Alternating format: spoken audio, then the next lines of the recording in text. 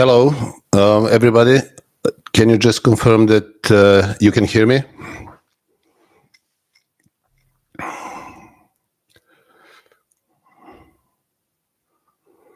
If you can just drop a message that you can hear me, it'd be great.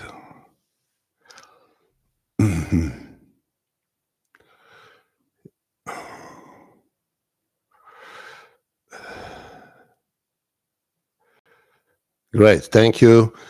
So, first of all, thank you very much for joining in tonight. It's great to be with you again, live chat. So, first of all, I would like to say a big thank you for everybody who has become the member of the channel, because your membership really help. Your support is very much appreciated, because it helps me continue with my work, which is extremely demanding, apart from other obligations and things that I have and other businesses that I run. So thank you very much again. And also, everyone, I would appreciate if you support the channel by considering your donations via super stickers and super chats, and also, once again, becoming the member of our channel. David, Roman, thank you very much for your support. I really appreciate that. So let me answer the first question. Benny Sogo, I hope I pronounced this correctly, said, should we eat carbs? Where it is, yeah. Should we have carbs off days?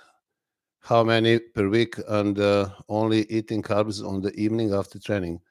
What should carb protein ratio look like? Please explain this subject for natural fat loss. Well, I think I did already explain this in many occasions. It all depends on your current state. If you are lean, you can afford to eat a little bit more carbohydrates. If you are trying to burn fat while building muscle, then you have to be very careful about carbohydrates. I'll give you my example. I've been trying to stay in shape as much as possible and still continue to build muscle. And I eat usually around 70 to 100 grams of carbs on my training days, but not all training days. For example, I eat them when I do legs, when I train legs, and when I train back. Other days, I don't really eat much carbs apart from salads that I eat every day, and but they don't contribute much, maybe 30, 40 grams of carbs. I usually put lettuce, tomatoes, and beetroots in my salad. And also remember that all these green vegetables, they're also negative calories, because everything that they bring with them, we burn that energy in order to digest them because of the fiber they contain. So I don't count them as carbs. I only count carbs in form of rice, potatoes, or sweet potatoes. So yes, you can try to cut the carbs in days off and try to eat your carbs during the training days. The best time to eat carbs is before training and after training. So let's say have 50 grams before and maybe 35, 40 grams after. That will be the best time, because metabolically your body will be geared up to actually store that carbs more like glycogen rather than store in body fat. When it comes to ratio, again, depending on your body weight, anywhere from 200, 300, 250 grams to maybe 300, depending on the size. And fat, medium fat, maybe around 100, max 150, and carbs, again, not more than 100 per day in training days. So another question: how important do you consider variety to be in training program? Do we need to shock the muscles into growth?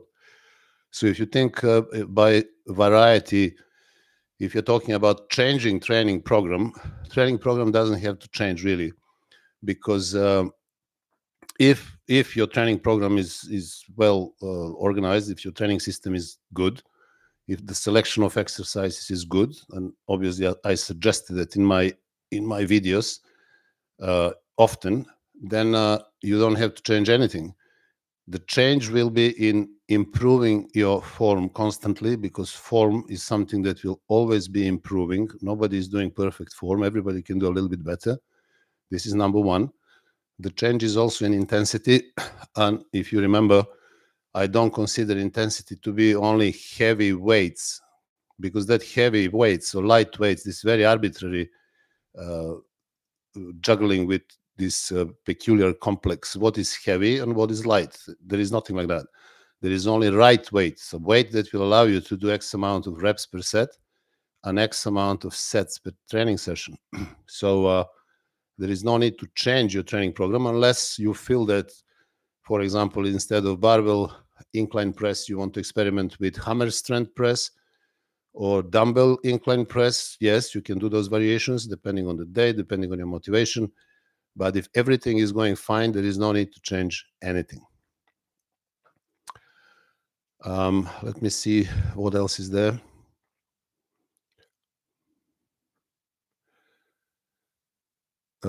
Language problem.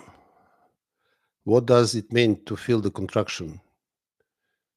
What is the mind-muscle connection? Is it just flexing, contracting the muscle hard while training? Is it trying to think about the muscle? Well, you can't think about feeling, right? Feeling is feeling and thinking is thinking. So these are two different universes when we are talking about. So if you feel, when you burn yourself, you don't think, oh, I can feel I burn myself. No, you just jump because you burn yourself. So you can feel it immediately. So there is no question about feeling the muscle, thinking about feeling the muscle. So when you're performing an exercise, you're going to feel the tension. You're going to feel certain pump in that muscle. There will be reactions because of the blood flow, and simply you will register it by feeling it. There is no thinking about feeling. There is another question. Would you add small amount of carbs to every meal to prevent glycolysis using the own protein from skeletal muscle to feed the process? Well, you don't have to eat carbs at all. You just don't need to eat carbs at all. There are people who were thriving on a carnivore diet, for example, and they are doing very well, and they're not eating any carbs because body is simply converting protein and ketones into glycogen. So you will be able to perform with very high intensity without eating any carbs. So this stigma about carbs, that you have to eat carbs in order to perform with maximum ability, it's a nonsense. Carbohydrates were not staple food in human diet for hundreds of thousands of years. Humans never ate any carbs. They didn't have rice, potatoes, sweet potatoes, bread, and relied primarily on the staple food, which was always meat. There was nothing else, especially during, for example, ice ages. Last ice age lasted 20,000 years. So how did humans perform? How did they hunt? How did they fight if they didn't have glycogen? So clearly they had enough glycogen to not just to sustain life, but to sustain life in very, very harsh circumstances, hunting mammoths and similar big animals. So and fighting among themselves as well. So we are very much conditioned to believe that carbohydrates are absolutely necessary in our diet. They are not. It has been proven so many times, and I am another proof of that. So you have this experience and advice firsthand. It doesn't come from so-called arbitrary epoxy pseudoscientific analysis, which are simply guided by sponsors in order to provide explanation of some sales or some particular industries in the world. All right, let me see what else is there.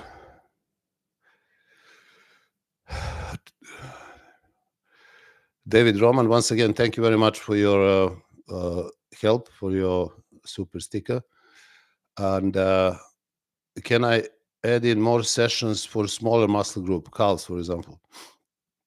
Well, once again, people are often asking me this kind of questions, saying, well, what about all these studies and people who are saying, oh, you can train muscle twice per week? Yeah, you can train muscle every day. It depends how correctly and with what kind of intensity you are training that muscle. Again, don't confuse yourself with lifting heavy weights as intense approach to training, because this is not. Heavy weights, again, are arbitrary. There is nothing heavy, there is only right weights. So if you use right weights, that will allow you to do a suggested number of reps, which I suggest, let's say, for upper body muscles, 8 to 12, for legs, for quads, sorry, anywhere from 15 to 20, 25. And if you do exact number of sets, as I suggest, which is 20 to 25 sets per large muscle groups, and anywhere from between 10 and 15 sets for smaller muscle groups. And if you apply all these principles that I discussed in my videos, like, for example, time under tension, rest between the sets, and tempo, which is basically focusing on the eccentric contraction, you won't be able to train any muscle twice per week, simply because what I suggest is an optimal approach to muscle hypertrophy and fat loss. Optimal. I'm not talking about recreational bodybuilding. I'm not talking about socializing. I'm not talking about people who want to go to the gym 3 times per day, every single day, just in order to be seen, to do, Instagram photos and similar, and to socialize. Yes, you can go to the gym 5 times per day, and you can train every muscle every day. But this is not going to be productive, because none of these sessions will obviously be enough to stimulate optimal muscle growth and fat loss. So I often repeat it.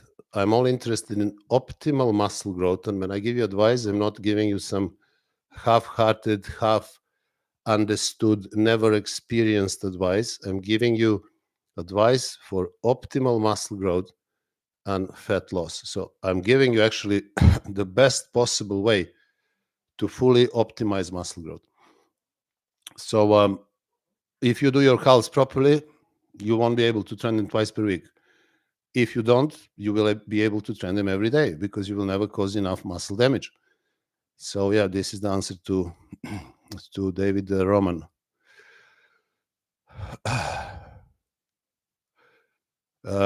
Craig says, on your 4-day split, can I do legs twice per week? They are lagging behind for me. I think I just answered your question. If you do it properly, you won't be able to do them twice per week. Your second session will definitely be junk volume. And not just that, but you will stop full recovery of all tissues involved in the process of breaking down tissues. I'm not talking just muscles, I'm talking connective tissues. So they need to recover first. For that full recovery of muscle tissue and connective tissues, you will need anywhere from 5, 6, maybe 7 days. And then on top of that, you will need another couple of days to allow for supercompensation or remodeling, because remodeling physiologically cannot happen unless muscle is fully recovered. So if the muscle is not fully recovered and you hit it again, even with junk volume, you will simply stop the process that you're expecting to happen, which is muscle growth. But if you don't do legs correctly, if you don't do right form, if you don't train with paying attention to time under tension, if you're not training again with controlled eccentric contractions, in that scenario, again, you can train legs every day. So, but they will not grow if you train them twice per week.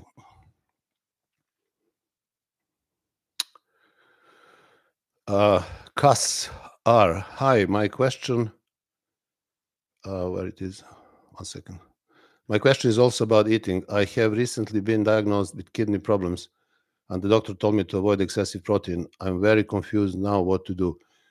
Well, you need to listen to your doctor, because he has the full access to your health situation. If your kidneys are not working properly for whatever reason, then you have to listen to the specialist.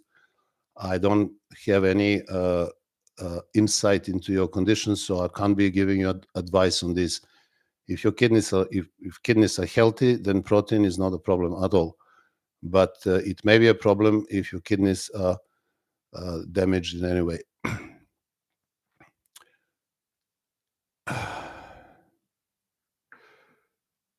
Okay, let me see what else is there.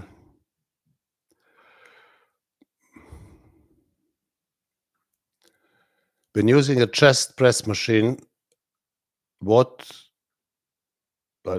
something is contraction on chest better and to feel the extraction? Well, Cabello, you need to respell this and rewrite it because you have made few mistakes, so I don't really understand the question.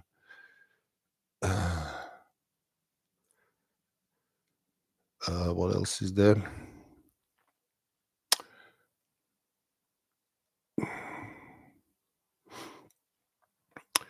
If some weeks I'm only available 3 days, shall I stick with 4-day split and letting it roll beyond the calendar week when needed, or switching completely to three-day version?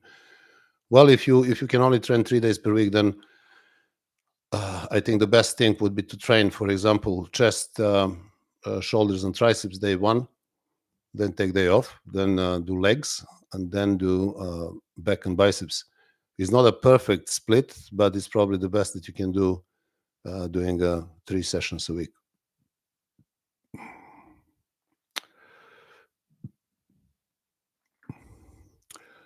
Attila Skazos, thank you very much for your sticker, very much for your support and understanding. Thank you very much for everybody who is supporting the channel. As you know, every single contribution is very much appreciated and valuable and helps me to continue to work and produce videos of quality that you've seen and depth. So yeah, thank you very much.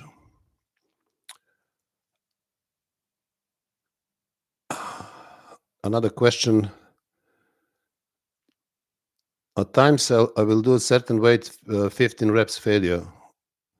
I'll then increase the weight by 10, 20 pounds and be surprised that I can still do 15 reps and sometimes more.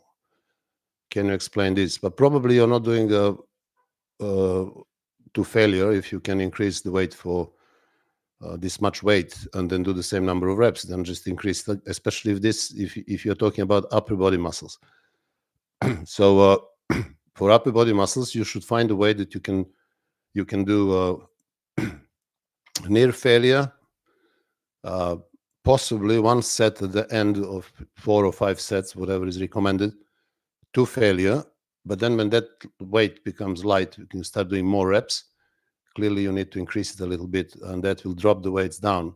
As I said, there is no such thing as heavy and light weights. There is only something that I call right weights. And by using right weights, you will be able to fulfill the necessary requirements for optimal muscle growth.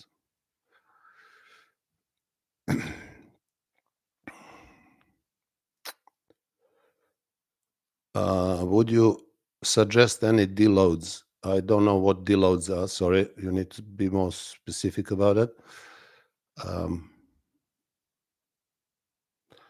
There is another question regarding diet, and it says, I was on keto diet as carb loaded on weekend, over time lost muscle, went to high carbs, low fats after fixing metabolism, but felt low energy. Now confused to do. Well, I think I'm going to be doing soon the video on risks of high protein diets. And the number one risk is that people, when they go on high protein diet, they usually cut their carbs, but they don't increase protein and fat. So they dramatically reduce the amount of calories, and basically they start losing muscle and everything because they're not eating enough. Now, if you're on a keto diet, but I don't think you were on keto diet because very few people understand what keto diet is. You were probably on on something else, which I call gluconeogenic diet. This is what is considered to be keto, meaning high protein, low fat to medium fat diet. Keto diet is 70% fat. I bet you probably were never on that diet, because that diet simply doesn't work for bodybuilding. It works for patients with epilepsy, but not for bodybuilders. So this is the biggest problem with high protein, low carb diets, is that people don't eat enough. So you're not going to end up anyway by eating 300-400 grams of chicken and a few eggs per day. You need to eat more. You need to eat 2, 3, 4 times a day, depending on your ability, and you need to eat a lot. Serge Nubre there are different suggestions, but he had at least 5-6 pounds of red meat a day. So how much did you eat?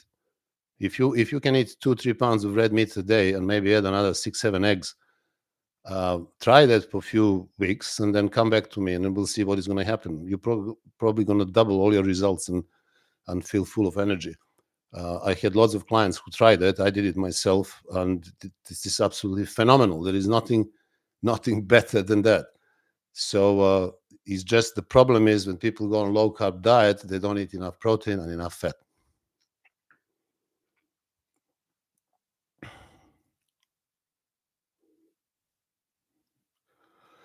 Another question here. I've been watching your videos. Correct me if I'm wrong, as you're saying that since there is no perfect isolation exercise, it is best to combine compound and isolation exercises. Well, neither compound exercises nor isolation exercises are perfect. They both offer certain advantages, and when you combine them both, you get the best of both worlds. Why is that? For example, if you watch my videos in detail, fully, you will remember that I said that the compound exercises are essential because they allow you to use heavier loads. So that heavy load stimulates a lot of mechanical tension. What is the downside of compound exercises? Not all of them, some of them, like for example bench press, is that you cannot fully stretch the muscle in the bottom position because you're stopping, because the bar will eventually stop at your chest, and this is not the full range of motion. You can stretch further. In order to compensate, you should add either dumbbell, flies, or pec deck machine, because in those exercises, the main emphasis is on the negative, on the full stretched position of your muscles. When you go slowly into that position, stretching them fully, you will optimize that eccentric contraction or passive tension, which is the most important part of mechanical tension. So while in last 10-15 years, people are completely obsessed with lifting weights. As you know, people are, oh, I can bench 3 plates, I can squat 4, I can deadlift 5. So they're talking about lifting the weights, but lifting the weights is called active tension, active part of mechanical tension. And it contributes anywhere from 30 to 40% of muscle growth. While the eccentric or passive mechanical tension, lowering the weight down, contributes anywhere from 60 to 70% of muscle growth. So bodybuilding is not about lifting weights, it's more about lowering weights.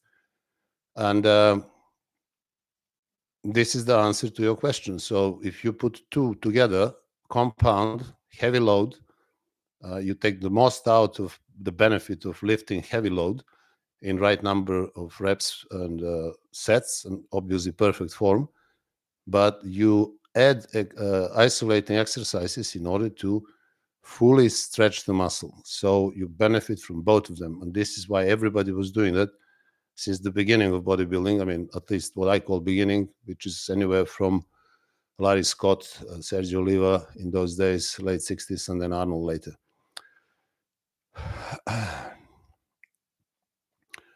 Thought of running for cardio. Another question. It's very dubious, that word cardio. I mentioned that a few times. It's an absolute nonsense. There is no such workout or training that you can call cardio. You have just been sold a lie, and not just you, many of you who call, oh, I'm doing cardio, I'm doing this, I mean, why I say this is a nonsense, because cardiovascular system is not voluntary, is involuntary system. There is no way that you can train your cardiovascular system or your lymphatic system, right, or your respiratory system, because they are not voluntary. Now, the only voluntary system that you can train is muscular system. Our nerves are connected to the brain, is directly connected to the muscles, so you can perform contractions. But you cannot do that with your heart and with your arteries and your veins and capillaries. It's impossible. Now, why is this concept coined and sold into the world? Because the cardio equipment is the most expensive equipment, and every gym has to have cardio equipment. Imagine you open a gym and you don't have treadmills and bicycles and all that stuff. So nobody will come there, because people have already, been defeated. They have swallowed the lie, and that's it. You can't get out of it. So you have to put that in, and then they go in and they do cardio. What cardio? This is a nonsense. You should not do any cardio. Yeah, I'm doing cardio now, and you're doing cardio now, because just watching this, your cardiovascular system never stops. Even when you sleep, you're doing cardio. So if you think that run or walk on treadmill is going to do something for you, something beneficial, you are quite delusional, because it's not going to do anything. The best understanding of your cardio output is basal metabolic rate, BMR. Let's say is 2,000 calories per day, for the sake of an argument. So this is how much calories you will burn during the day by doing nothing, just supporting your life functions like breathing, digesting, heartbeats, brain, right? And most of these calories will go from fat. So your 2,000 calories, you have to use them from somewhere. It's not going to be from glycogen. Very little will go from liver glycogen, but most of it will have to go from somewhere. It will go from food that you eat, but if you reduce your carbohydrates, then the body will be forced on the only source of energy that is available, and this is fat. So even if you do nothing, your cardiovascular system will still demand a lot of energy, and it will be burning calories 24 hours per day. Your heart is the biggest fat burner. Either you run or you do nothing. Okay? So the thing is that when you perform cardio, there is one thing which is happening, which is very bad for you. You're just pumping cortisol into your body unnecessarily. And cortisol is actually something that will make you fat. And if you observe, if every single one of you observes correctly, you will see who is on the treadmills in the gyms. Most of the time, they're fat people there. Where are the guys who are muscular, lean, covered with veins? You will see them in the free weight section. And this is not only in the gym which I use, which is the best gym in United Kingdom, Muscleworks in Bethnal Green. This is also fact in every other gym in the world. Wherever you go, just look around. The world is not a secret. It's open ocean in front of you. We just need to learn how to understand that world.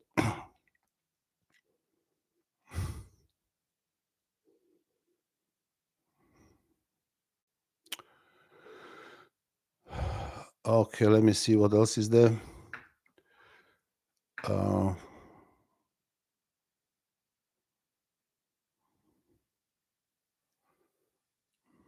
If you are supposed to do a warm-up set and you do only 15 reps, why not do 30 and consider the first 15 to be warm-up? Well, why would you do warm-up set? What is this all about? How are you going to warm up? Another lie sold. If you start training the way that I'm explaining to you, and you choose the way that you can lift 15 reps, for example, for legs, if in proper form, everything will be done. You will start warming up slowly, and you will need exercise, that particular exercise that you are training. You will need to perform that in order to fully get ready for second set, third set, fourth set, and as you go along, you will be warming up simply naturally. I will give you one example. Why is that warm-up an absolute nonsense? Imagine nature, right? Nature is the mother of us all. So imagine a gazelle drinking water from the lake, and the lion approaches her.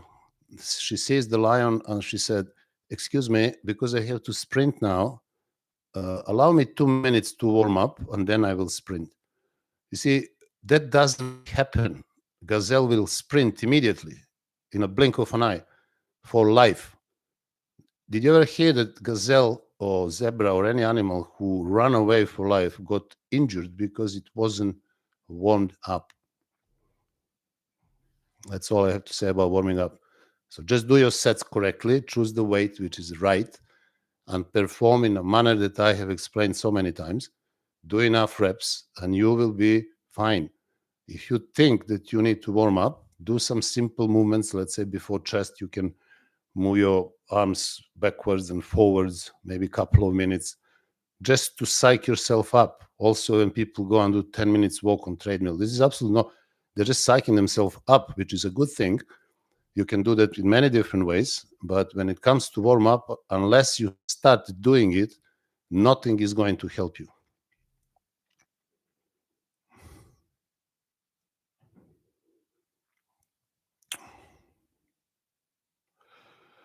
Thoughts on doing the pose squat, the pros and cons, and should you do them?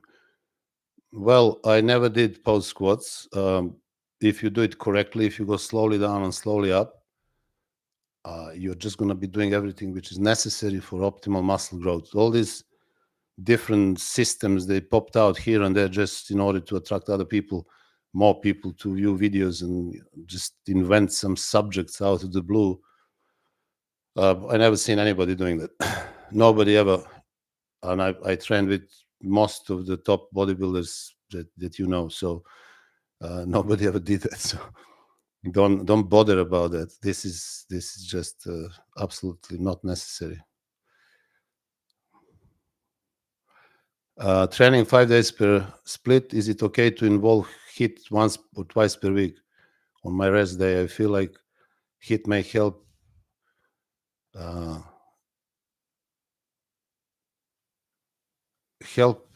in street fight situation. Well, if you want to fight on the street, you better get somebody who is experienced in the fights to teach you. But no, HIIT, no. I have a video why HIIT is not good for you, and why HIIT is basically more damaging for your muscle growth than anything else. Because HIIT is just another fluke. What is HIIT? To do 30 seconds, 20 seconds, 40 seconds sprint on the bike. What is that? This is a set, high intensity set. But why would you do that on the bike? Why don't you do a set of squats, for example, or leg press? So it's just there's so many things invented out there which just make you feel good about things and make you feel that you're achieving something while you're actually achieving nothing. It's just pulling you back, taking away your recovery, your muscle growth. If you want to grow muscle and burn fat, I've explained so many times in so many videos, you need to do weight training correctly. You need to follow the right diet.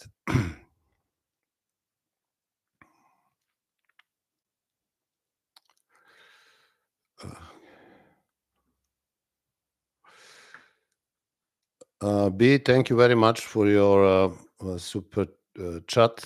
I really appreciate that. B30. And the question that you're asking is, in one of your videos, you said we shouldn't train muscle groups more than once a week because of recovery of tendons and connective tissues. Can you show us some studies, books about recovery of tendons, connective tissues? Well, I think there are other people who rely heavily on last updated study or research or whatever. Unfortunately, most of those studies are performed on completely irrelevant groups. For example, most of the time they are on untrained athletes, college kids, nurses, 28 women in Norway, untrained women, etc., etc. So this is something that I don't really consider the science that I consider.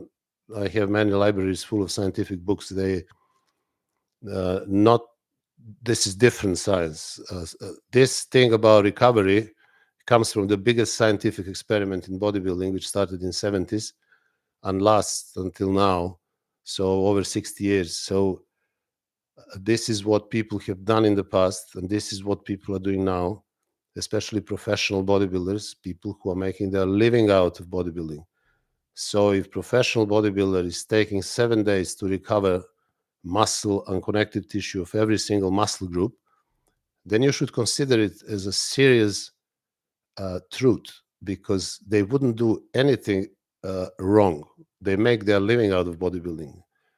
Most of the people watching me now and watching YouTube, they're not making a living out of bodybuilding. So they're guessing. They're training twice per week, 3 times per week.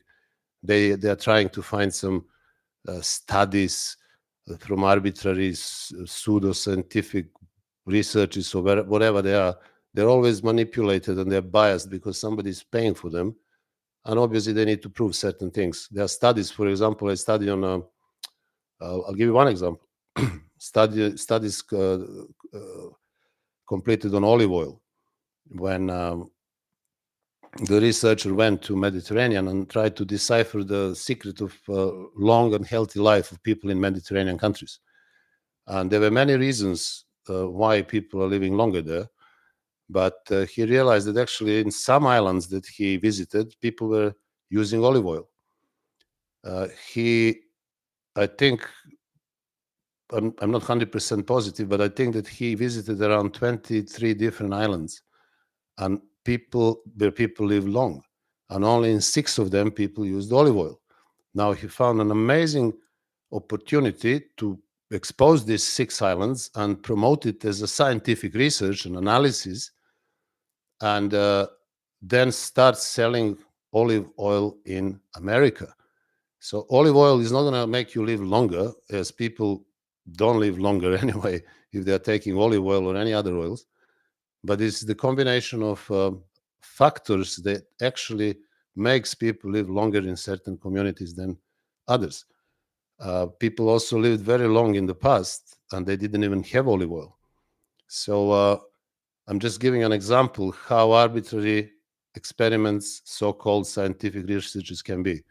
So you can find them easily. You just look at do the research, and you will find it easily. I wouldn't bother about it at all.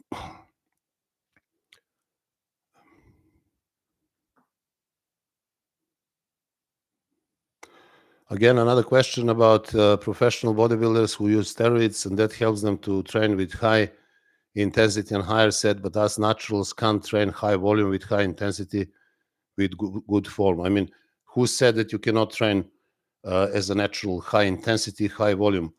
My son is natural, 100%. He's 25 years old. You've seen some of his images on my in my videos. He's 97 kgs. His six-pack is always there. He's training exactly the same as I am suggesting everybody to train. But he has been following my advice since the age of 16. So everything I say about diet, everything I say about training, he took it by the letter.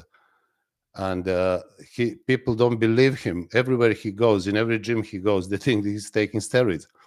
So I'm going to do, I have filmed him, and I'm going to do video, maybe 2 videos with him to introduce him. And then there will be videos in which he is training, and he will show you how he does, how he trains, and how he has achieved his results. It's absolutely wrong to think that you cannot train with high intensity, high volume 4 or 5 times per week. You are just not doing it right, or you're not eating right, or you're maybe impatient. So I'm not saying you can do that immediately, but if you start focusing and take my advice as guidance, you will definitely be able to move that barrier higher up. Instead of doing 6, 7, 8 sets per muscle group, you can try push it to 10, 12, and over time you will be able to do 20, 25 sets. Funny enough, what can I say? My girlfriend is training with me, and she's doing 25 sets for back with me. So she's not even taking vitamins, maybe once, twice a week, when I remember to give her. She's not taking steroids, and she's performing fantastic workouts. She looks great. I don't know where this comes from. The only difference between professional bodybuilders and naturals is that they're going to be bigger because of exogenous compounds that they're taking, and maybe the weights that they're using are going to be heavier, but it doesn't mean that you can improve and reach your best possible shape by training, applying my advice, considering workouts and considering nutrition.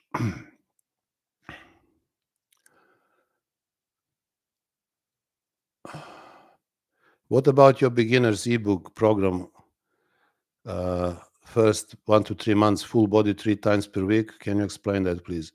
Yes, this is something that I advise in the beginning, because your workouts are not going to be intense enough. You're learning how to perform. You're adapting all your body systems to training, to stress. And in order to do that, to create a pattern in your brain, to become accustomed to the new environment, like gym, machines, free weights, to get that wheel rolling, I wanted you to do whole body 3 times per week. Obviously, that intensity will be much lower, but you will start learning how to perform exercises. And when people come to me and I start training beginners, this is what we do. And then slowly, as they progress, as they increase intensity, I start changing their workouts and making it more efficient. But this is something that you will find in the phase 2, 3, and 4. Your training will change. But in the beginning, you need to be patient and you need to do what I've suggested you to do, because this is something that will benefit you more than you can't just jump into an advanced training program. You can't start studying anything and go to year 3. Impossible. You have to start from year 1. When you go to school, first they put you start learning alphabet, and then they show you some stories and little movies and stuff, and you have to start from somewhere. This is the beginning. First 3 months you do that, and then you will go to 4 days per week. So yeah.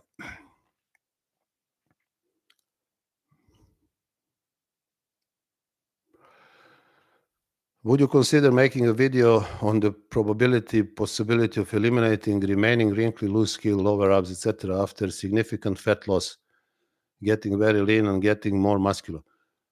Well, this is something that happens. Some of my clients have this issue. There is nothing you can do about it apart from surgery, because that skin has been overstretched because of the big volume that you actually developed, big body mass, and that skin cannot be brought back to the previous state. So you can get very lean. There are a lot of people who lose a lot of weight, especially obese people, and they end up with the skin hanging on the sides and the front, which is not body fat, it's just extra skin. And the only way to eliminate is to do plastic surgery. And this is why I advise people from the beginning to be careful about what they eat, how they train, to avoid carbohydrates, especially after the age of 35, 40, and to stay lean, because lean is very good for your health, very beneficial, not just for the look, but also for your health. How important is meal frequency? Do you really need 5 or 6 meals a day, or you can get by on 3 or 4 with same results? Yeah, this is a very good question, because often people think if they don't eat 6, 7 times per day, they won't grow. This is not true. At the end of the day, what matters is the overall amount of protein that you put into your body. So we have been sold another big lie, that the body can only absorb 30 grams of protein per meal. So if you eat 6 times per day, that means that you can't eat more than 180 grams of protein, and that will be a disaster according to, again, scientific research. But what we have learned over time, actually in the last 60 years, which is the most important experiment, this is why you need to go back into history of bodybuilding, as it is for every single science, and it's very true, the saying that the history is mother of all sciences. So you need to look back into history and consider reality. You don't need anybody to tell you what they discovered yesterday, and now you have to buy whatever in order to certain. I mean, just on this marketing and advertising stuff is very dubious. You have to be very careful about it. Arnold at 3 times per day, Serge Nubre, I haven't seen him eating. I only saw him eating once, twice, but I never saw him eating 6 times a day. People say, some people who knew him, his friends said that he ate once a day in the evening. He would eat the whole of, which is very hard to believe, but this is what they say. But he definitely didn't eat, because if you are, let's say, on carnivore diet, and you eat, carnivore diet is basically a diet that advises you to eat meat only, but you can have variations. You can add eggs to that, eggs, meat, fish, not necessarily only meat. But if you eat that food, for example, you eat 6, 7, 8 eggs in the morning on a steak, there is no way that you're going to eat in next 5, 6 hours. It's impossible. You're probably going to eat again like that, and that will be it. If you eat less, you may squeeze third meal like that. But most of the people who are on carnivore diet eat once or twice a day, and some of them are in amazing shape. So loads of them, you've heard that. So there is no need to eat 5, 6 times per day. If you eat carbohydrates in every meal, you will be hungry in 2, 3 hours. This is true, because you will enter that insulin cycle, vicious insulin cycle, and your blood sugar will constantly go down after 2, 3 hours. So because of high production of insulin. So if you do that, you will end up, you have to eat more, because you're going to faint. If you don't eat carbohydrates, if your diet is mainly made of protein and fat, this is not going to be the case. And this is the thing. So basically, you need to try and see what works for you.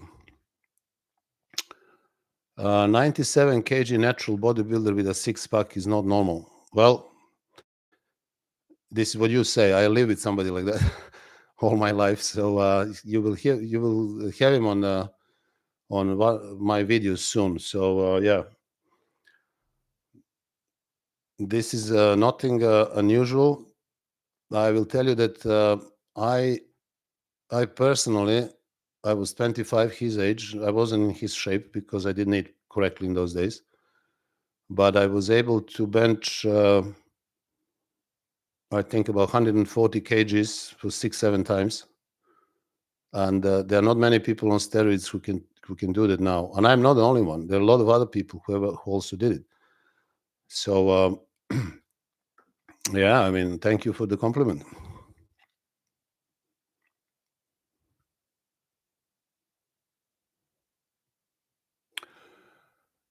There is a Mind Pump channel. These guys swearing by whole body 3 times a week. Well, just give it a go. I mean, I don't want to talk about anybody else. I know what I know. I know what I've done. I know what I'm doing. With almost 4,000 clients under my belt, all with amazing transformations, I don't need to look at anybody else. So yeah, give it a go. Try. Come back to me and report with good results. What is the best strategy to lose subcutaneous fat, especially belly fat? Well, belly fat is usually, there are 2 reasons for belly fat. Number one is insulin resistance, meaning that if you have belly fat, you are probably producing too much insulin. And if you eat carbohydrates, that insulin will wipe it out immediately and store it around your waist.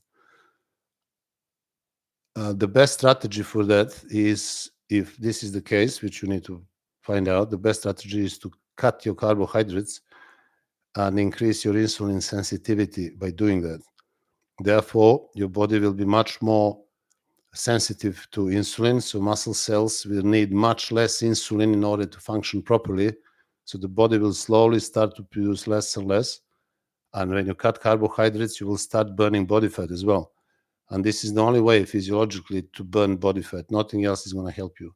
No holy cardio or anything like that, or training 3 times per day, or You can't beat physiology. So if you understand what insulin sensitivity is and how to achieve it, you will get rid of it like everybody else. I had many obese people, not overweight, not fat, obese, and I only take clients, people who are reasonable. I can reason with them, and when I explain things to them and they can absorb it efficiently, then I take them on, and then we make amazing results.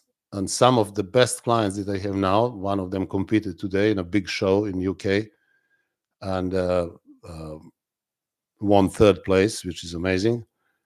Is shredded with veins all over his body. When he came to me 17 years ago, he was actually obese, and now you see where he is. Now, if you may ask, you should ask me. I'll ask myself on your behalf: how much carbs does he eat? He is 99 kgs. He is competitive bodybuilder, and he eats 150 grams of carbs on his back and leg days. And all other days, training and not training days, he doesn't eat any carbs. He's 57 years old, and he looks amazing. You can see him on my videos and on my Instagram as well.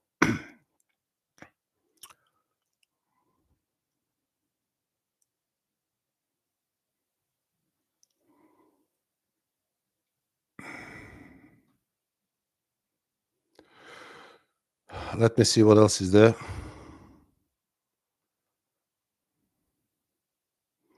What is recommended maximum amount of fat to make on high protein, low carb diet? Again, you see, everybody is trying to get at mathematical, surgical precision answer. So Nash told me I can't eat more than 127 grams of fat. It doesn't work like that. You need to experiment. So if you, let's say, start with 300 grams of protein a day and 100 grams of fat, maybe 50 grams of carbs, you have to go on that diet, be consistent, don't have cheat meals, and see how that works for you. You may find out that you need to eat less fat, then you cut your fat down to 70 grams, or first cut your carbohydrates to 0 and see how it works. So you need to experiment. Everything I say is actually guidance. So from everything I've ever said in my videos regarding training and nutrition, you should take the principles out. Because when I do the video and I talk to the whole world, I don't talk to you or John or Mark or anybody in particular. I do that when I train people one-to-one. I do that when I do personalized training programs and personalized nutritional programs. I do that when I do telephone consultations. Then I have an insight into the person who is working with me. I know who he is, how old he is, what is his fitness level. People send me images so I can see them. People send me their trainings, diets, experience, injuries. So I have full insight and I can give them exact answer. When I talk in general, I can only give principles. And you have to employ my principles that I advise and try to find right answers by experimenting. There will never be anybody in this world who can tell you like this, oh, you never do more than 150 grams of fat, or never do more than 300 grams of protein, or you only do one set per exercise. I mean, who are these people who talk like this? How come they have such an amazing mind power to talk universally about all of us? The only thing that is absolutely true and absolute for all of us is that we are all going to die one day, and nothing else is absolute. So everything else is individual and is subjective. Anything else, including training and diet. So use my principles, but experiment with them, tweak them. Come to this and discussions, and be aware that you are the owner of your life. Nobody else can live your life. Nobody else can eat for you. Often I give people exact program how to eat in grams, how many protein, how many grams of fat, how many carbohydrates, how many meals. And they come back to me and say, oh, I tried it, but it wasn't really working. And I said, do you have any cheat meals? Oh, yes, I had twice per week. Well, if you don't follow the advice, then sorry. I mean, I'm not a magician. I can only provide you with my own experience and as much knowledge as I generated, and I'm still generating. But there is a part that you will have to commit to, and this is your own experiment.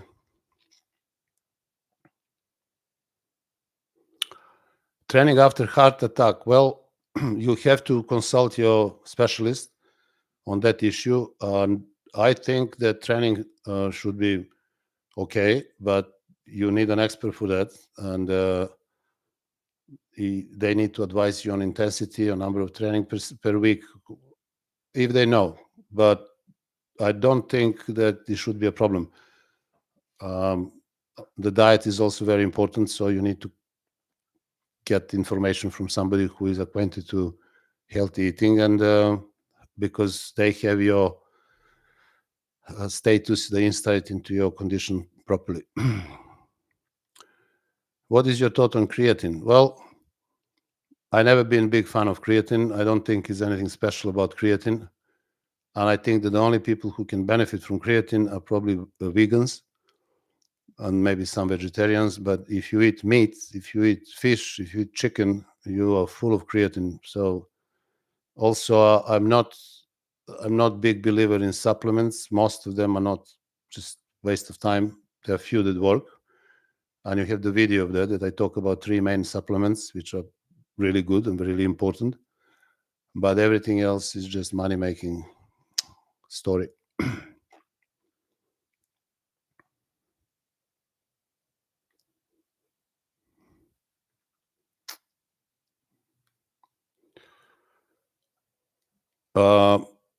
Somebody's asking me about the podcast and what I think about Max O2 program, Jeff Wheeler. I don't really know these programs and these guys. Sorry. I mean, I'm so much immersed in my own research and work.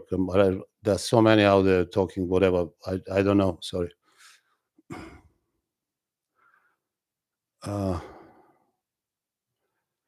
What else is that? B30, thank you very much again for your support and your super chat. Let me see what B30 is asking. I've been listening to Michael Hearn. What are your thoughts on him? Because of him, I've been training muscle groups once per week, and I'm so grateful. I want longevity, not just muscle. Well, Michael Hearn is an amazing individual. He looks phenomenal. And what is interesting about him is just that Michael Hearn actually looks better with age. And it's a very, very professional guy when it comes to training and diet. Is immaculate. Clearly, what Michael Hearn is doing is working very well for Michael Hearn. Now, like other people like Dorian Yates, who I know personally, Jay Cutler also, Ronnie Coleman, that I met many times, Lee Haney. These people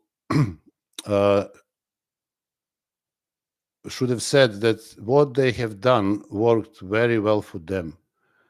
And unfortunately, they're not saying that. They're saying that everybody should do that. And I'm saying that not everybody should not do that, because everybody is going to end up like Dorian Yates and Ronnie Coleman, unfortunately, the way they did.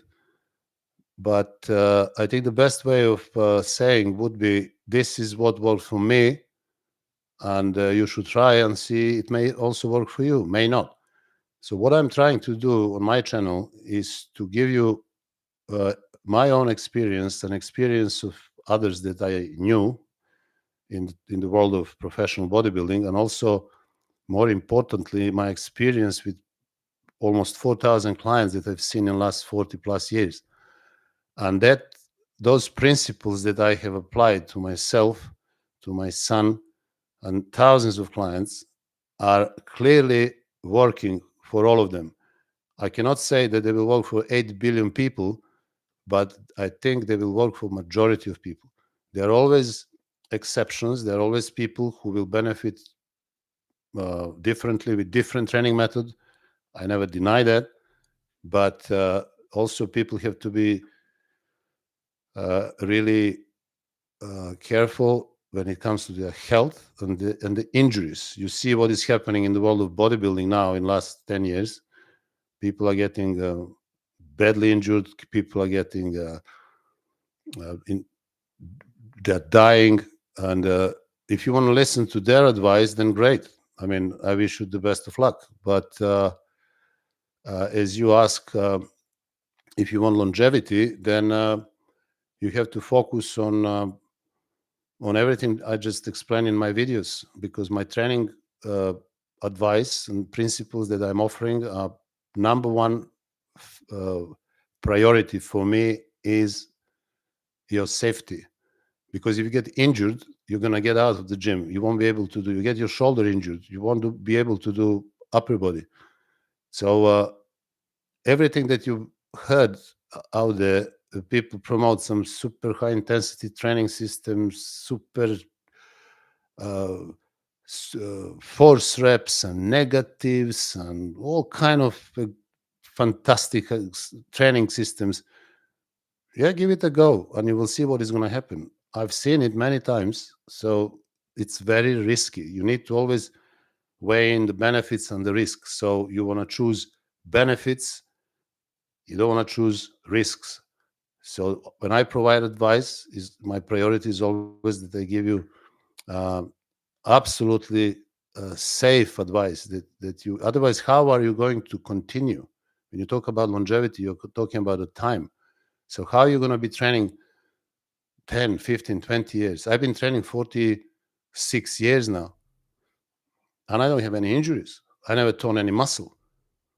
So how's that possible? Magic? No. It's clearly something that works for majority of people, and this is what I'm talking about. So yeah, stick to my advice. Watch my videos carefully in detail. I do explain a lot. I think my channel is probably one of the, maybe only one that gives advice which focuses number one on safety, number two on health, number three on optimal muscular development, not just recreational, but optimal, and fat loss. So everything I say relates directly to optimal muscle growth and fat loss.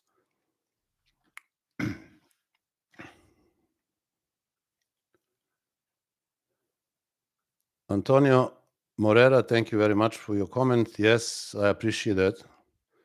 But you can feel free and ask anyway. So just choose.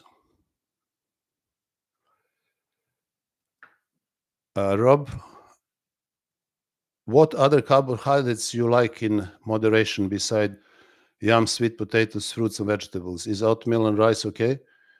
Should you avoid certain fruits, bananas, pineapple, and watermelon? Well, I think, Rob, I sent you advice, and the two carbohydrates that I mentioned to you are actually the ones with a very low glycemic index, and the ones that will benefit you in particular the most. Apart from that, I allow my clients also, depending on how they look and their insulin sensitivity, I allow them to eat rice as well. When it comes to oatmeal, I don't like that. This is something that food is just not for humans. It's just gonna hit your estrogen through the roof. Rice, yes, white rice, usually with chicken or steak. But when you eat carbohydrates, especially rice, don't eat any fat in that meal. But should you avoid any fruit? If you eat bananas, the banana can be eaten, or pineapple. Them two can be eaten. The best time to eat them, if you want to eat them, is after your workout with a protein shake. Just don't blend them. Eat them separate, because they are foods, and foods should be eaten, not drunk. So have a shake and have a banana or a few pieces of pineapple. That's fine. Watermelon, okay, it's fine. Sometimes I have them depending if I travel to some countries where they have fantastic fruit, I would have some fruit, but not much. I don't eat any fruit actually. It may be okay for you, but fructose is not the best sugar. But if you eat fruit, apples are good, and oranges because they are low in glycemic index, but not too many, maybe 1 or 2 a day max. I just don't eat them. I'm so happy with my food, and I'm always full, and I feel tight. I have 6-pack all the time. I just everything that I do works for me, so I don't eat them. But try, it may be okay for you, and if you don't get fat, then you can incorporate them. Yeah.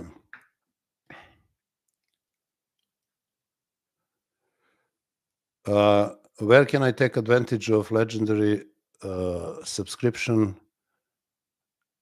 How do I reach you for the WhatsApp call? Yes, you can always text me. My number is everywhere. You can find it on my website. We can always have a chat on the WhatsApp. And what I would like from you, because I think you are allowed to have one consultation with me, 15-20 minutes per month, and also training program and nutritional program as a legendary member. And those training programs are general. I don't go into detail because this is much more work involved. But also being general, I will, once I see your detailed training and nutrition, I will give you general advice on what type of training, what type of exercises, how many times per week, and also when it comes to diet, you will need to provide me your correct full diet plan, current diet plan, and a few photos, front, back, and side. My advice will be quite accurate when it comes to general principles. But for more, you will need to get my personalized training program and personalized nutritional program, because that takes time. To target all the muscle fibers, type 1, 2A, 2B, in the thighs, should I do 8 sets of 15 to 20 reps with moderate weights on leg curls and leg extensions, or would it be better to do something, but you didn't finish? Well, 15 to 20 reps, because thighs are quite mixed muscle group, mixed muscle fibers. So in order to make them all grow, you need higher number of reps, not just 6 to 8 or 8 to 12. You need higher, 15 to 20. And again, moderate, heavy, light, I don't like to call that. This is, again, very arbitrary. So you need the right weight that you can do this. And then you rest enough, minute and a half, maybe 2 between the sets, and you do as many sets as you can. It may be 6, 7, 8, 9. Nobody knows. It's not written in tablets. When I start my workout with leg press, I usually go anywhere from maybe 6 to 8 sets. And I'm almost done after that. I try to finish it off with, let's say, hex squats, which will be 4 to 5 sets. And sometimes I'm able to do 3 to 4 sets on extensions, or maybe lunges, in order to hit 20. But sometimes I go 20, depending on the day. Now, when it comes to hamstrings are different muscle group.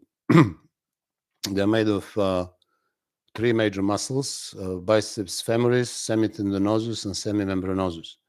Now, when you do leg curls, you are mainly targeting the shorter part of biceps femoris, which requires a little bit higher number of reps, maybe 12 to 20.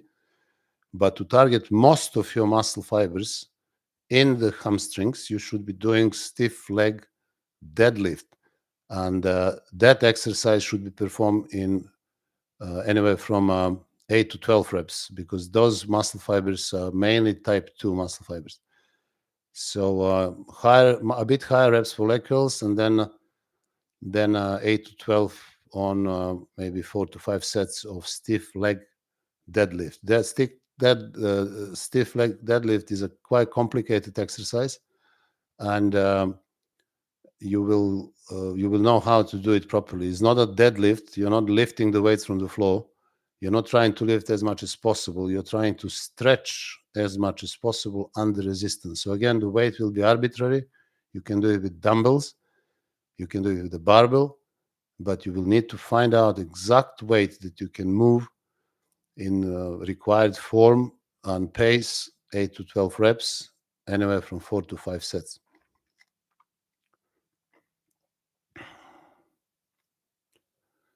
Again, you're asking again that moderate. Moderate doesn't exist. It's only right weight. What is right weight for you? You have to find out. I just explained to you about muscle fibers.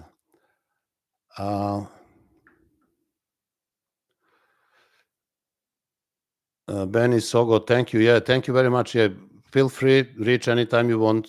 We can have a chat. Send me a message on my WhatsApp, and we'll take it from there.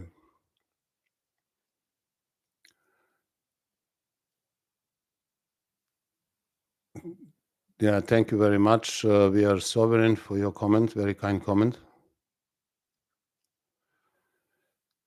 Question: what is your opinion about high density, low calories food Greg Duchet is preaching?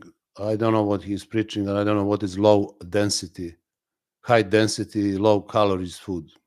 I see people create some fantasy again. I mean, what is that?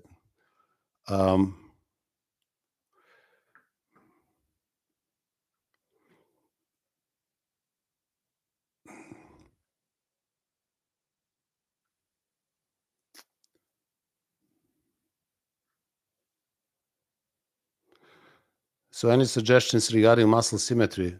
My left quad starts to show all in 3 insertions, but my right one, no. I'm left-handed. Don't know if that is that impact. No, well, it is nothing to do with are you left-handed or right-handed. It, first of all, can be genetics. We don't have this symmetrical muscles. For example, Arnold, if you look at Arnold, his arms are different. Both one biceps is much higher peak than another. So even top bodybuilders are not symmetrical. Maybe you are doing something wrong. Maybe everything you do, if you use machines, you may be doing your pushing harder with your left leg without realizing. So maybe the good advice would be to do either squats or to do those unilateral leg press machines in which both legs are separate. So there is no way that if you use the single platform, then one leg can push harder, but you won't realize that the platform will just go up and down. So use unilateral machines and also free weights, because they will stimulate both legs the same. There is no way you can perform squats using one leg more than another. You will just tilt to one side. So yeah, avoid single platform.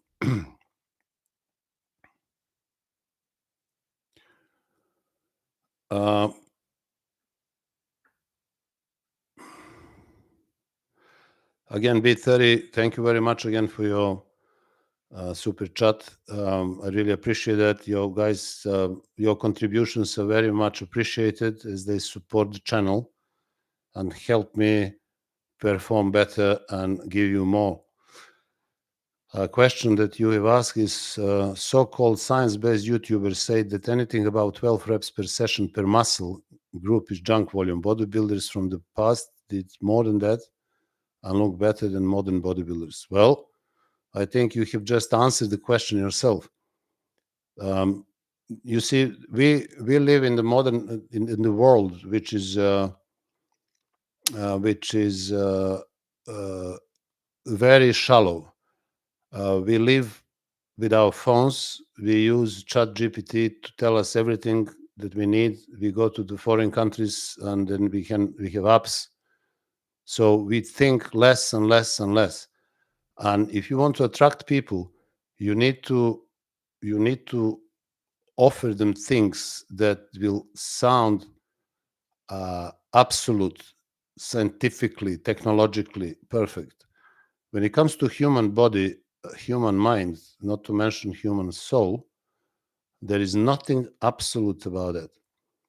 So any attempt to understand the absolute, like let's say Immanuel Kant tried to understand that, failed. Schopenhauer, Hegel, the brightest minds of humanity tried to discover the absolute truth. They never did. And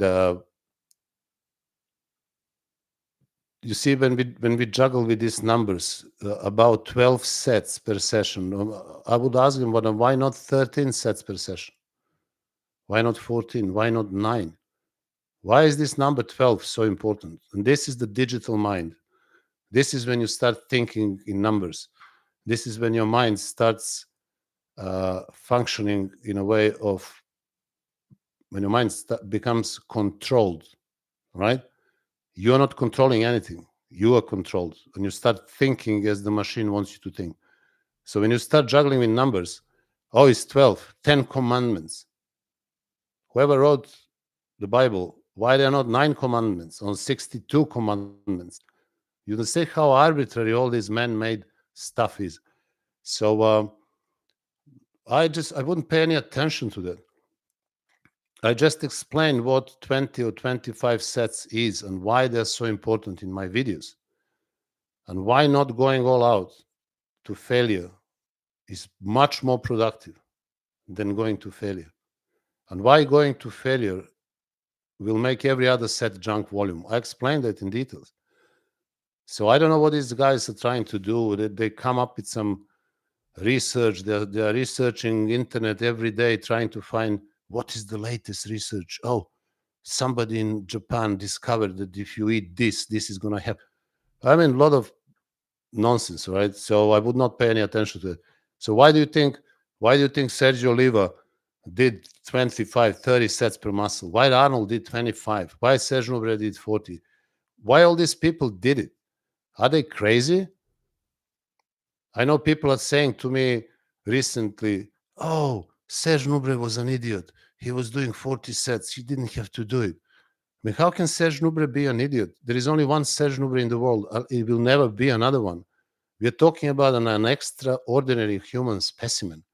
So we should be very careful about just attaching to him some pseudo-scientific discovery. 12 sets. So Serge Nubret was an amateur, right? Arnold was an amateur.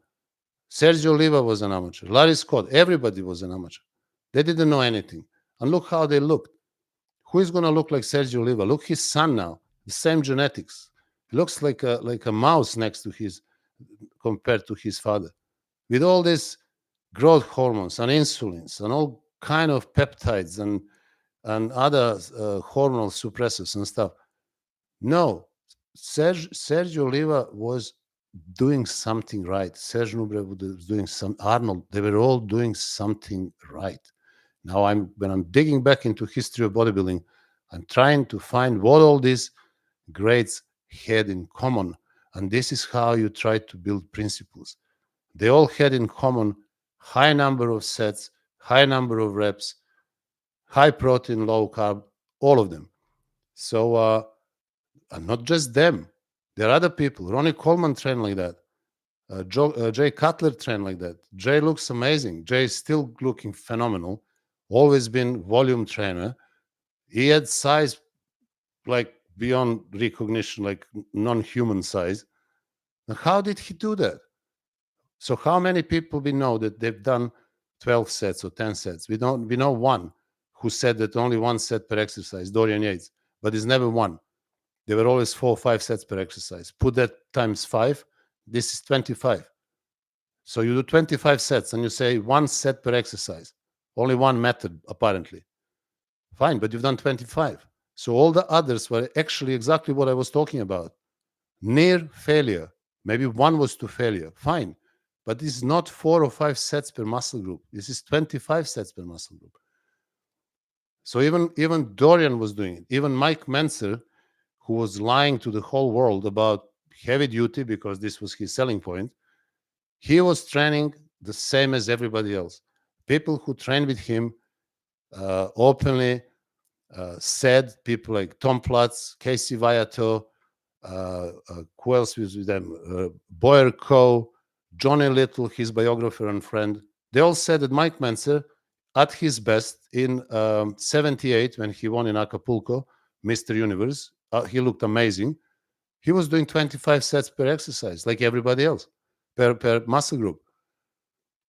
And then in 79, when he finished second behind Frank Zane, he didn't look as good in 78 because he reduced the number of sets per muscle group. And then in 1980, he looked the worst, and he admitted that he wasn't in good shape. The only reason for that was reduction of sets. So I will tell you now something very important, and I hope that will be the end of that subject. Why is 20, 25 sets near failure more important than 8, 10 sets to failure? So you need to understand that in every set, if you do 12 reps, the reps that contribute to growth are any last 4 to 6 reps. Okay? 4 to 6. So if you do 20 sets near failure, you will benefit from 3 to 5 reps of every set. One will be missing there. That's the last one. So multiply that, let's say 5 times 20, and you will end up with 100 productive reps. This is what matters. Now, when you do 10 sets to failure, you will manage 6 per set, but that will be 60. And not just that, you will wipe out your nervous system, your adrenal glands completely. And you won't be able to train with the same efficiency next day. So I think I managed to explain to you quite a lot today. And again, even explanation doesn't really matter. What matters is the reality. So just look at the reality and see who are those people, even the promoters of super heavy, super intensity, they didn't do it. So I don't know who did it. There are so many people now in the gym. I see them. They're lifting, they're struggling, dying to deadlift some weights and squats, and they just look like nothing. They take steroids. They have no legs, no back. They just look ridiculous, and they are dying in the gym. They're wiping themselves out. When they finish whatever they do, they can't even walk to the exit door because they're completely exhausted. For what? That's it. Edwin Sherdlu, thank you very much for your support as well, for your super sticker. I really appreciate that. How do you decide when to do more weight to the bar? If I get 12 reps on my first set, but only 8 on my fourth set, should I add the weight? Or what until I can do 12 reps across all 4 sets? So I'll give you an example. If you start with 12 reps near failure, and if you do first 12 reps in the first, and in the second only 8, so in the first set you went to failure. And this is usually what happens when you go to failure. If you go to failure, you won't be able to do more than 2 to 3 sets per exercise. And this is the typical scenario, from 12 to 8, and then the third will probably be 5, 6, and then you move on. But you will already be exhausted. So everything else you do after that first exercise with 3 all-out sets will make everything else that you do junk volume. This is the problem. Now, if you do 12 reps near failure, then the second set will probably be again 12 reps. Then you will slowly start going down to maybe 11, 10, 9, 8. And if you hit 7 in the 5th set, this is the end. You've done your muscle that particular exercise. Now you keep going like that. And let's say you're doing biceps curls. And then one day you come to the gym, you use the same weight, and you perform 16 reps in the first set. And then you perform 14 reps in the second set. And then you perform 13, 14, or 12, whatever, in the third. And then you carry on, and you realize that actually you are doing more reps than you should with that weight, because that weight has become lighter. This is the time when you increase a little bit in order to drop down to that 8 to 12. So every time you go all out, the reps will drop significantly. Sometimes when I used to do it, I would do 12 reps, all out, bench press. My second set would hardly be 8. The third one, 5, 6, done. And then I move on and I do something else. But this is more like strength training, in which the overall volume of sets won't be 10, 12 sets, maybe, as those gurus are suggesting. But you try to do what they are saying. Try to do 12 sets per muscle, and carry on like that for a few months, and then switch to 20, 25 sets and see what happens. And don't be surprised if you end up bigger and leaner. So again, experiment, give it a go.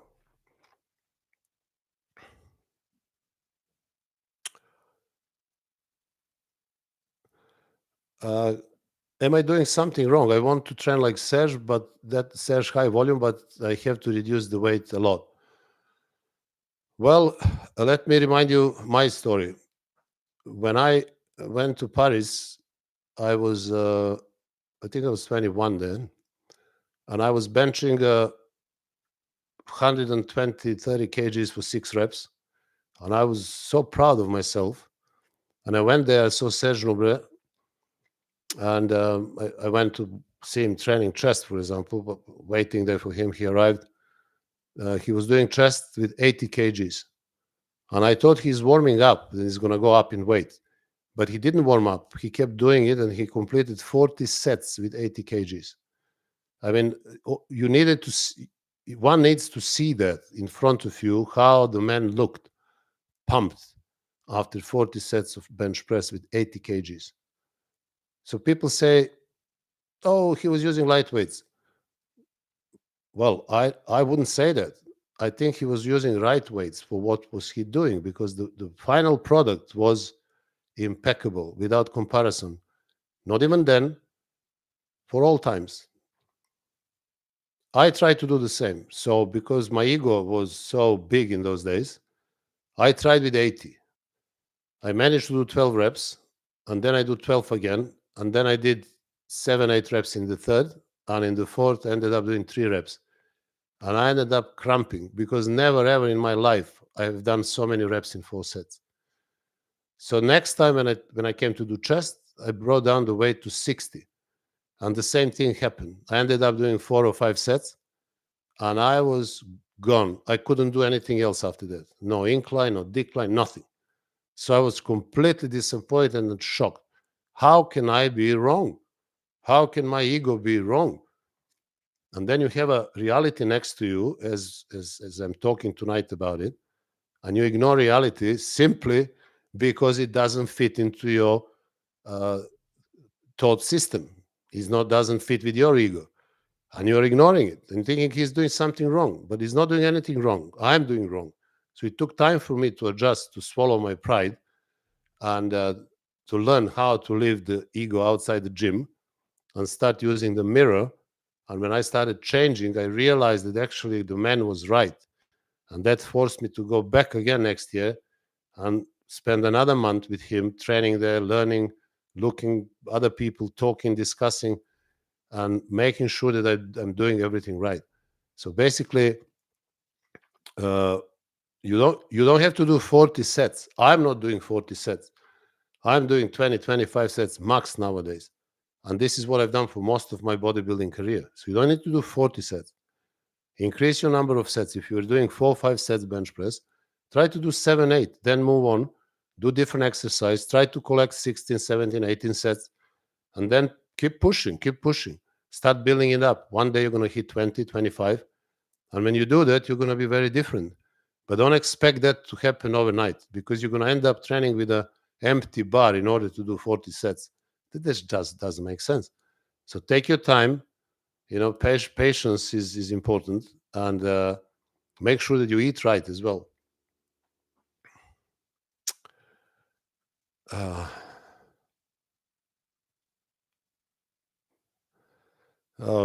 Hey Nash, we're just about to do workout now and saw you live. Been watching you every day for a couple of weeks. Thank you very much. I hope you have learned something, and I hope you're progressing. So that's amazing.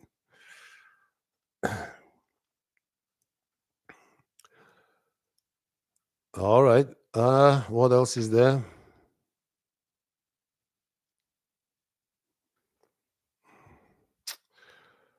What else is there? So, what are your thoughts on deload after 4-6 weeks of consistent training? Well, again, that deload phrase. I mean, what is deload? What do you mean? You just stop training or something? I never stopped training in my life. I never missed a single session.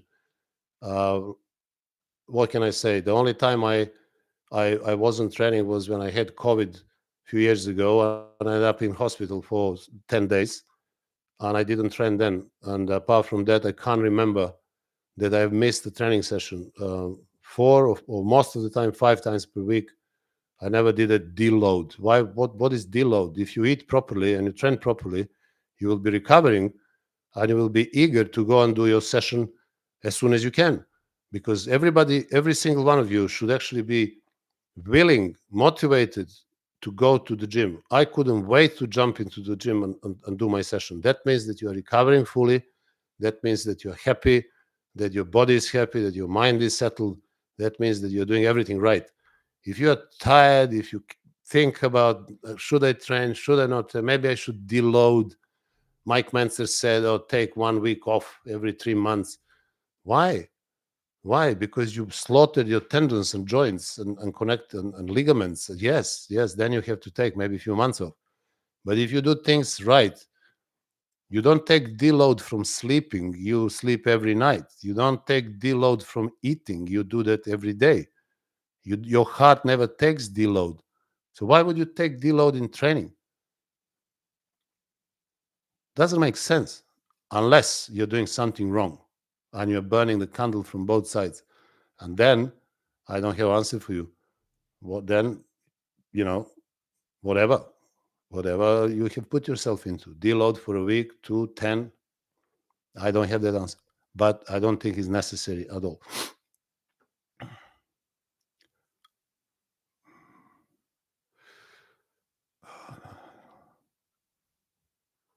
Let me see what else is there.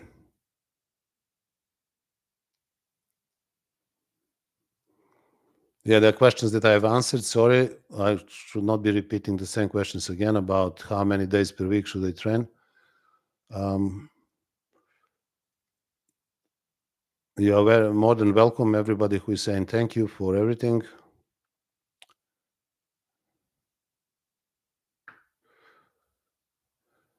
Yeah, I would just remind you again, if you're really enjoying these talks, then I would appreciate your support with super stickers and super chats, and also becoming the members of the channel, because this is very important for this enterprise to continue on the level as it is. So yeah, please consider that.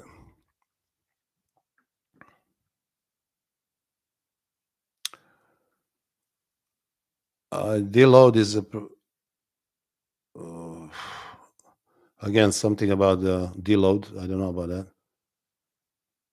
Yeah, 100% can't wait. Every time feels great. So you must be doing something right, because if you can't wait to go to the gym and hit your muscle, and this is great sign.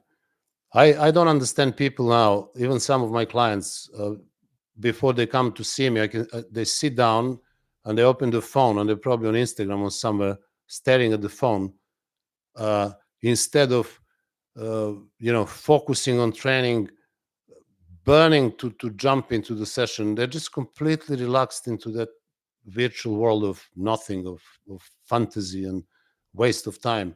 When I trained, I remember driving to Muscleworks, and while I'm in the car, just thinking about, psyching myself up, thinking about my chest workout, my leg workout. I'm going to do squats now. I'm going to go all the way down, leg press, and I'm already warmed up before I get to the gym. I don't need any warm up, because it's all psychological. It's in your mind. And I would walk into the gym and I couldn't wait to jump on the machine. But if I was doing something wrong, if I was training um, what I call the negatives, and uh, all these techniques, supersets, 3 sets, whatever it is, uh, I would be devastated. I would never. I did that in the beginning, and I realized what a waste of time that was. So if you're not feeling, 100% eager to jump into that fight for better accomplishment, just do something else. There's no way, because it's not mechanical.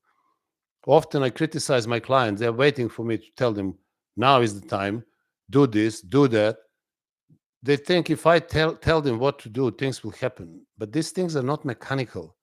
They're more instinctive. I can guide you, but I can't do it for you. I can't feel it for you. So make sure that you're fully immersed. Psychosomatic effect is extremely important. What else is there?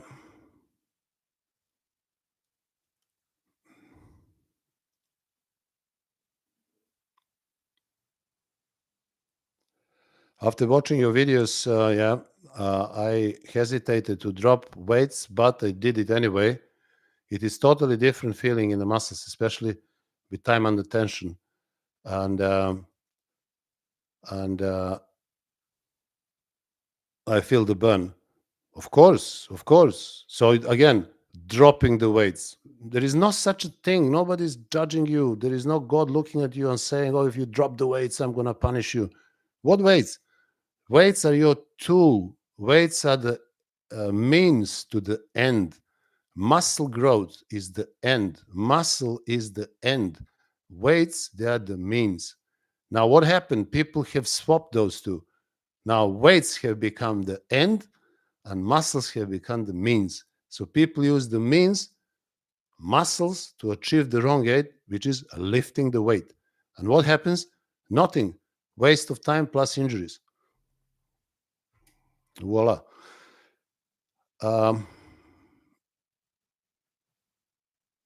Mircea Murgu, thank you very much for your super sticker.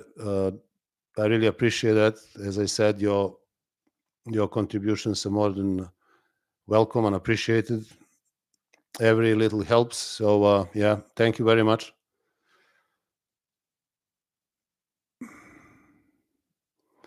Please give your critique on modern day proportions of overpowering legs and shoulders and guts compared with the beautiful proportions of the classic era.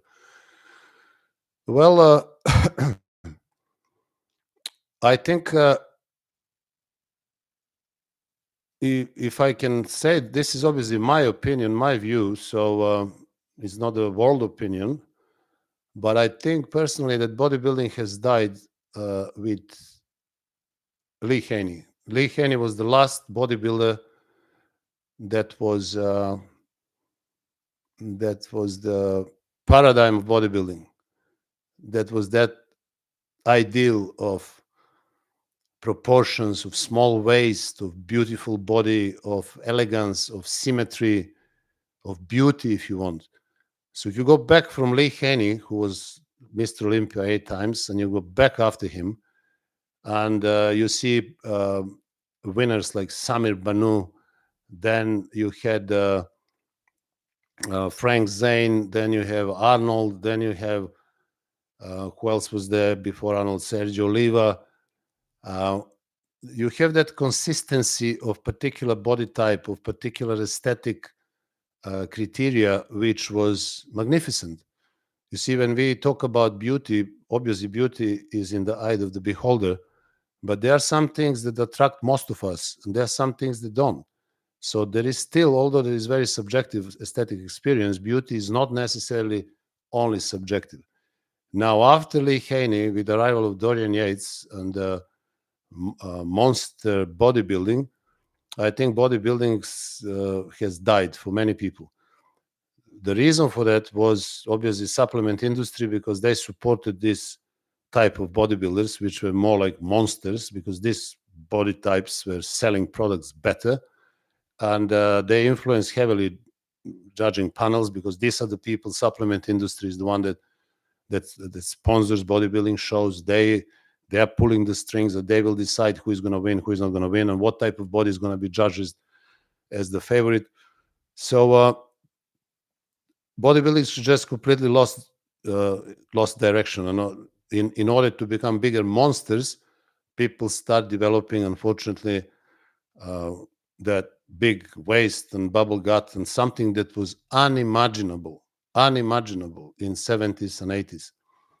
So if you like monsters, then you will probably be appreciate what is happening nowadays on the stage.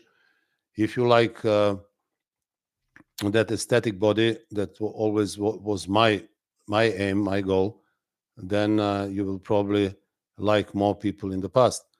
So it's entirely up to anyone, because aesthetic judgment is your right and also your privilege, but is not universal.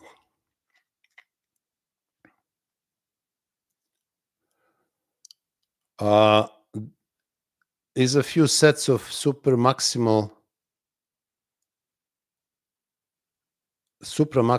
eccentric before or after full ROM beneficial or junk? Well, you don't need to exaggerate anything. If you do proper form in order to fulfill your time and attention, which is anywhere from 30 to 70 seconds, you don't have to do 30 seconds in 2 reps, right? Because it is a psychological burden to do that. So you just do a normal type of work, controlled. You can slow down a little bit more, maybe 2, 3, 4 seconds. But I've seen people slowing down and then shaking, and they're achieving something again. I don't approve that at all. So that no, is not necessary at all.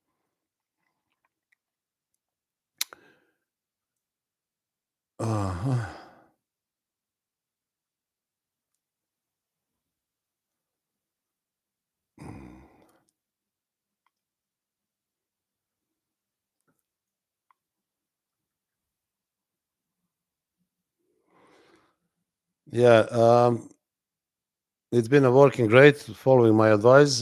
Definitely a noticeable improvement, even at 48 of age of years. 48. There are people who start training with me when they're 48, and then when they hit 55, 56, they look better than ever. So 48 is not a problem. I mean, muscle can grow at any age. Doesn't matter really. You can start. Anybody can grow. Anybody can grow, regardless of age.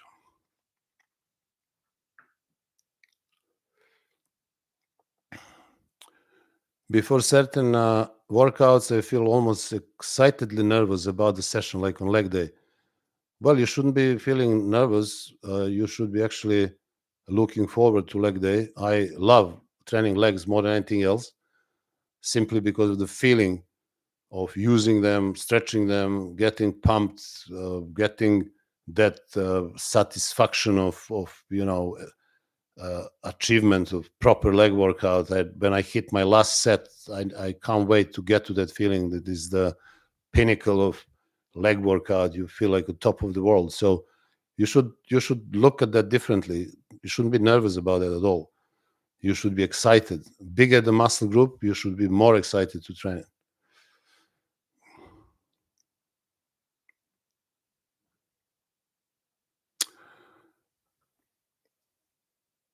I'm going into the 3rd year of lifting. I think of my newbie gains finished. I want to try your style of training. Which ebook should I buy? Well, I've published 10 ebooks, so they cover different subjects.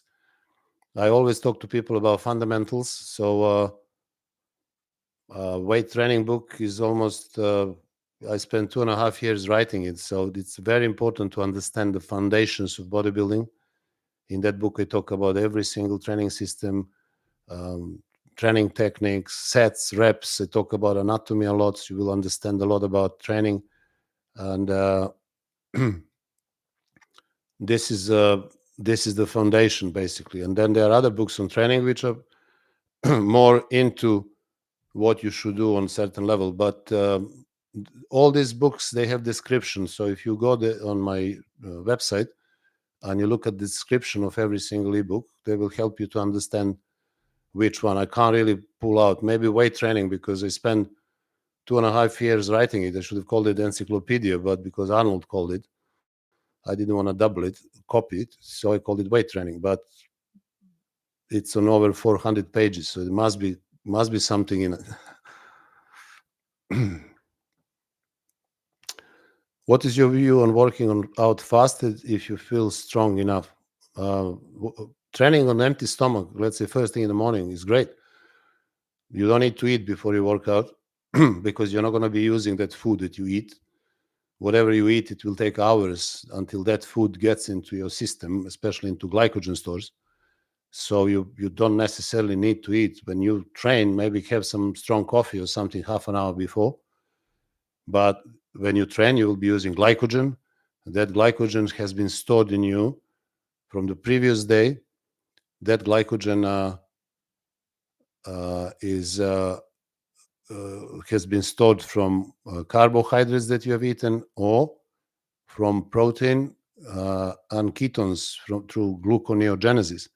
So the body stores glycogen regardless of carbs or no carbs. It will always store glycogen. Why? Because it's simply evolutionary necessity. Just think again, history, evolution, evolutionary biology, and you will see why is that possible? Because people didn't need carbs in the past. They didn't have carbs. There were no grains. We got grains 10,000 years ago. And ever since, we started developing all chronic diseases and cancers, all of them. They didn't exist before the discovery of agriculture. So when they find remains of people 10, 11, 12, 15, 20,000 years ago, they are perfectly healthy people with healthy skeletons, with healthy teeth, all of them in the mouth, brilliantly developed skulls and jaws.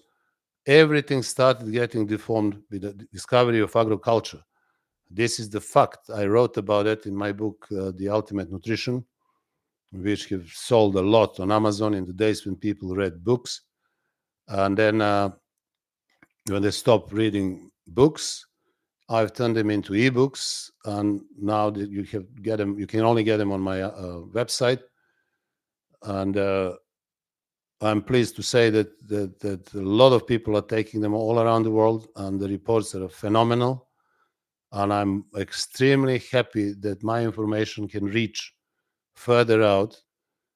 I remember my talk in LA in 2012 when 5,000 people turn up, and I had over 1,000 books there. They bought them within 20 minutes. But then after that, on Amazon, they were selling well, but then they slowed down because people, for some reason, stopped reading paperbacks.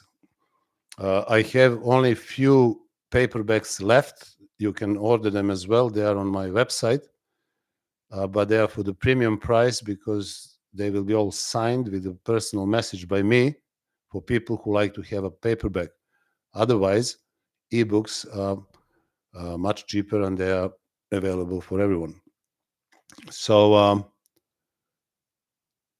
as I said, we evolved without eating carbohydrates. So can you imagine at any point of human evolution that humans were deprived of glycogen because they didn't have rice and choco pops? No, they are full of glycogen, and this is why we survived. This is why they were capable of hunting, running, sprinting, fighting, waging wars, building civilization, everything. They had glycogen. So how? So body makes glycogen from protein and ketones. So if you train on empty stomach, no problem at all. I used to train when I competed always on empty stomach. I didn't have any problem with it at all whatsoever. So just feel free.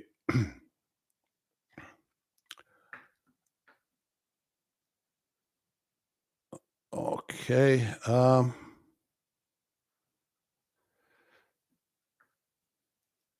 Guys, we are nearing the end now. So I'm going to answer a few more questions. Is a carb refeed necessary? Were there bodybuilders who stayed close to zero carbs all year round? Well, carb refeed is not necessary. Again, talk from my own experience. I can carry on without carbs for weeks, no problem. Nothing, training doesn't stop, pump doesn't disappear. I feel strong. I'm energetic. I work 7 days a week, every single waking hour. I'm either with clients, I'm either online consultations, I'm either doing videos, editing videos, or writing my papers, publishing them. So I'm absolutely 100% with zero carbs.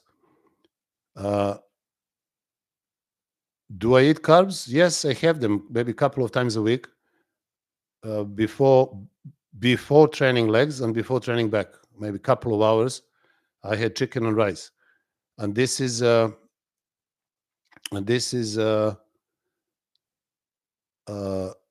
something that I do on back and leg days, but not always. Sometimes I don't. Also, sometimes when I'm in a hurry or I'm run out of lettuce or tomatoes or something, I would just put tuna and rice and just go, because I don't make a big fuss about zero carbs, carb refeed. You have to do this, you have to do that. What I have to do and what I do every day is I had always X amount of eggs, X amount of chicken, and X amount of steak. That has to be there. And then I have protein shake after workout. That has to be there. When I'm not training, I don't have a protein shake. Today I wasn't training. I had 2 meals, and I'm going to have another one when I finish. So there's going to be 3 meals. Am I going to have carbs or not? Doesn't really matter, depending. But most of the time, I do not. If you feel you need to refeed, feel free. Is it necessary? Not at all. What is necessary? What is necessary is that you have your eggs, your steak, and your chicken every day. This is necessary. And everything else, vegetables, salads, carbs, they're not necessary. So you can go without them, but you can't go without meat, eggs, chicken, or fish.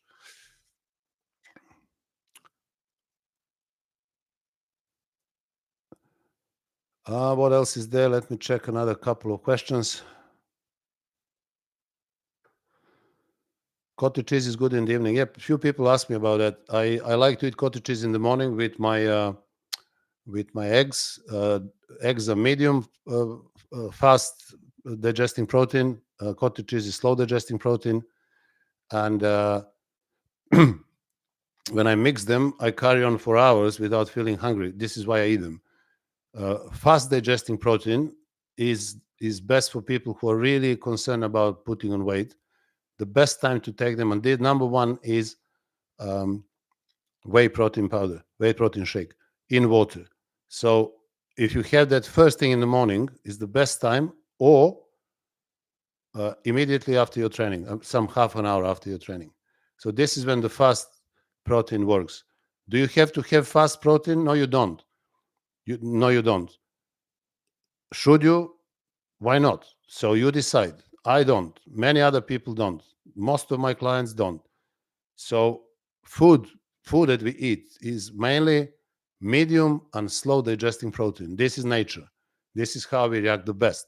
So what about, you may ask, what about whey protein? Why you're having it? Because whey protein is, if I can say, is the best fake food that you can have.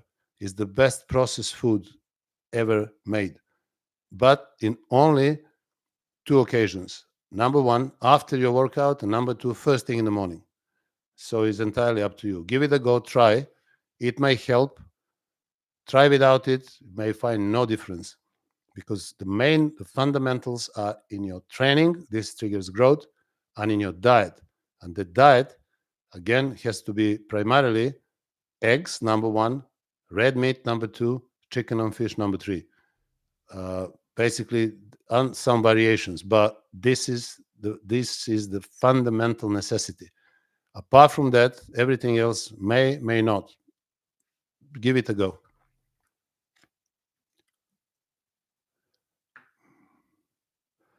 Shake after workout. I usually do it half an hour to an hour. You don't want anything after workout immediately, because you want to let your growth hormone do the job. And growth hormone is extremely powerful muscle builder and fat burner. And this is one of the occasions during the day when you produce more growth hormone. So at least in the first half an hour, when growth hormone reaches the peak after your workout, you shouldn't be eating anything, because whatever you eat, even a protein shake, is still insulinogenic. It will hit insulin up because it's necessary for amino acids to be transported to the cells. So the body starts producing insulin, and that insulin it will overpower growth hormone when it comes to the receptors. So you don't want to mess about growth hormone and insulin. Them two together, they're not good. This is why we naturally produce growth hormone 2-3 hours after we get a sleep, meaning 4, 5, 6 hours after we have eaten. So don't just bang into, oh, you have to eat carbs immediately after you finish training, especially some fast carbs. Nonsense, absolute nonsense. You don't have to eat anything. You don't have to eat even an hour or 2 hours. You don't have to eat anything. Just wait till you get hungry and then eat what I said, fundamentals. Have a steak with 3-4 eggs on the top. You are going to be laughing.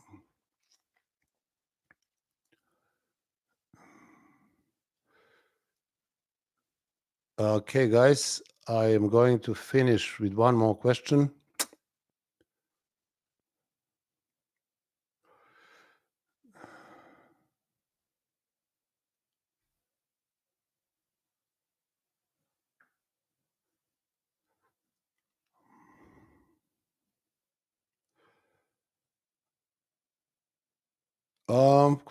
Question. All right. What is the maximum carbs per day for fat loss? Or if go really low, I cannot left anything, makes training pointless and unenjoyable. Well, I just, if you listen to this talk earlier on, I just explained that you don't need to eat any carbs in order to have a great training session, because your training does not depend on carbs that you eat before training, but you eat carbs before training for different reasons, but not necessarily for glycogen, which is in your muscles. Glycogen in your muscles has been stored day before, so you're always full of glycogen. Not necessarily 100%, because for efficient bodybuilding workout, you don't have to have 100% full glycogen stores.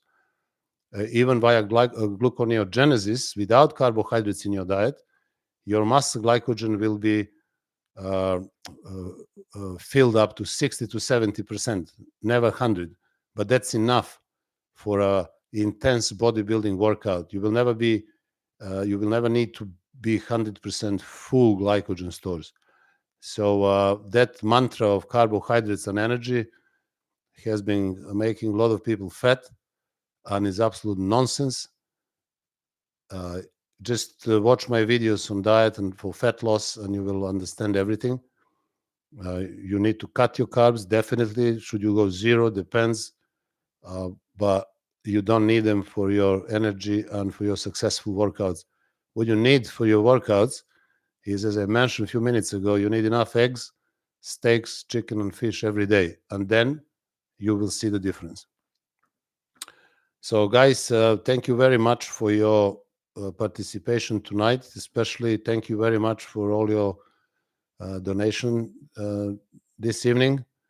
As I said, I really appreciate that, because I need clearly support, because I'm doing all these things myself, and it takes a lot of time to prepare the scripts for the video, to record them, to edit them, and to offer them my experience and my knowledge, which so many of you have used and benefited greatly. And I'm very happy for that. I'm extremely happy that I can reach out and offer you my hand, offer you my help in any way possible. So again, thank you very much to everybody, and I will see you soon again in maybe a couple of weeks' time, 2-3 weeks' time again for a live chat. And in the meantime, as you know, every Wednesday and every Saturday there will be a new video. And please, if you didn't subscribe to my channel, like the videos, send your comments, comment on other comments. vibration. We have very vibrant discussions. People comment on each other comments. They learn a lot. I also answer a lot of comments as much as possible, and that all helps build the channel, make it bigger. And obviously, your contributions, your membership on the website, your engagement in the videos, and your contributions in forms of super stickers and super chats help a lot. So thank you very much again, and I will see you in the next video on Wednesday. Take care of yourselves.